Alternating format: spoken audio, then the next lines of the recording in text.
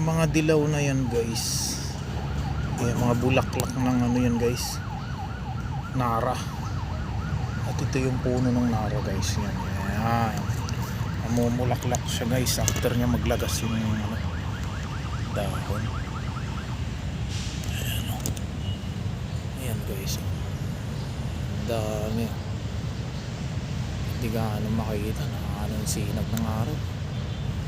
Ayan guys, yan. Ayan. Yun. Ayan guys. Ayan bulaklak ng nara.